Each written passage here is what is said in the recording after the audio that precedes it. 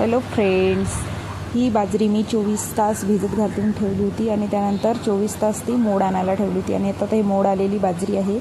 हिला आता मी बारीक करून 10 मिनिट पाण्यामध्ये ठेवते. त्यानंतर त्याच्यावर पाण्याच्या वरती कोंडा येते, तो कोंड्याचं पाणी आपण फेकून द्यायचं आणि पुन्हा त्याच्यामध्ये फ्रेश पाणी घालून ते भिजत घालून 8 ते 10 तास भिजत घालून ठेवायची.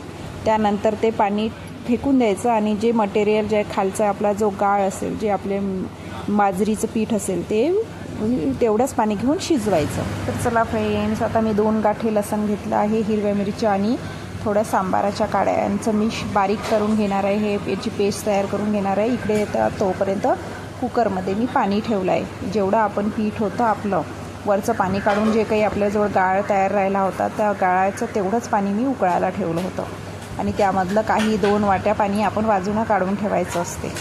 आता त्यानंतर मी मीठ टाकलं पाण्यामध्ये. त्यानंतर हिरव्या मिरची आणि लसणची जी पेस्ट असते ते पेस्ट टाकली आहे. सांबार टाकला आहे, पण जिरं टाकलं नाही. जिरं मी वेळेवर जेव्हा मी ताटात ते थंड करायला ठेवलं आहे ना, तेव्हा मी जिरं टाकणार आहे. कारण की जिरं जर आपण ह्या स्टेपलाच टाकलं तर आपल्या खारोड्या ह्या काळ्या पडते. त्यामुळे मी तीळ टाकले.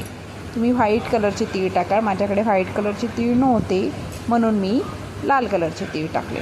तर तीळ, सांबार, मीठ, हिरव्या मिरची आणि लसणची पेस्ट हे टाकून छान पाण्याला उकळी येत आहे. आणि या स्टेपला मग मी नंतर ते आपला बाजरीचा जो गाळ तयार झाला होता, आपल्याजवळ जे पीठ तयार होतं ते पीठ मी भिजलेलं ते मी टाकलं. त्याचा व्हिडिओ मी तुम्हाला ते शेअर नाही करू शकले कारण की माझ्याकडे कॅमेरा पकडायला कोणी नव्हतं. तर मीच टाकलं होतं, तेव्हा मी बंद केला तो व्हिडिओ.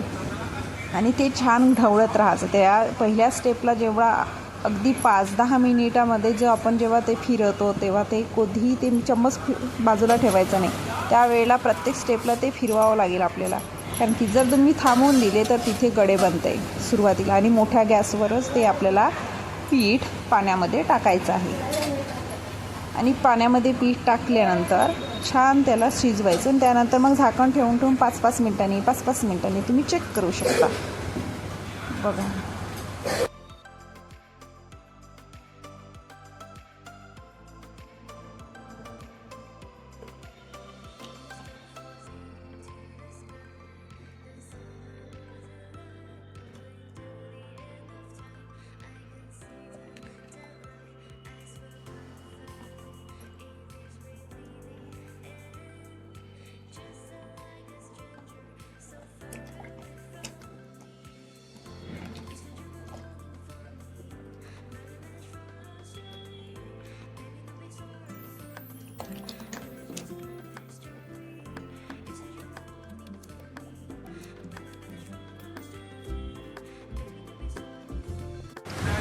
तर चला फ्रेंड्स, आपले हे पूर्ण बाजरीचे खारोड्याचं पीठ शिजायला आपल्याला एकूण 55 मिनिट लागले. त्यानंतर हे मी थंड करायसाठी ठेवले आता.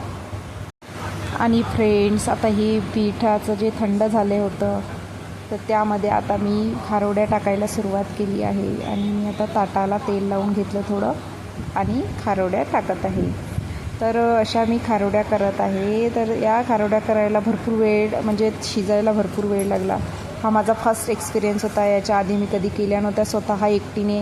आणि आज मी स्वतः एकटीने शिजवून आणि त्या टाकल्या. मला असं वाटत होतं मधामध्ये मी जसं तुम्हाला 2 वाट्या पाणी काढून ठेवायला सांगितलं होतं ना, तर ते पाणी काढायला पाहिजे होतं मला त्याच्यामुळे मला भरपूर वेळ लागला त्याला शिजवायसाठी. त्या तुम्ही पाणी काढून ठेवाल आणि मग शिजवाल.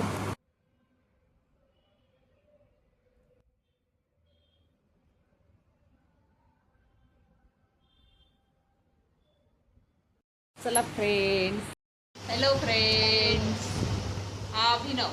आणि एवढा बदमाशी करतो की मी व्हिडिओ शूट करतपर्यंत नुसतं लॅपटॉप बघितला, नुसतं मोबाईल बघिततो, लॅपटॉप बघतो आणि ब्लॉग्स बघतो. त्याला ब्लॉग्सचा जास्त इंटरेस्ट आहे. तर आज आपल्या फ्रेंड्स खारोड्या तयार झाल्या आहे. मी त्या वाळल्यानंतर तळून दाखवेल की त्या कशा तयार झाल्या आहे म्हणून, त्या नेक्स्ट ब्लॉग्समध्ये. तोपर्यंत आपल्या ब्लॉग्सला तुम्हाला लाईक, सबस्क्राईब आणि शेअर करावं लागेल. चला फ्रेंड्स, आता आम्ही 2 जण आणि अभिनव, वेदांत पण सगळेजण आता अभ्यास करणार आहोत. चला ठीक आहे, तोपर्यंत बाय.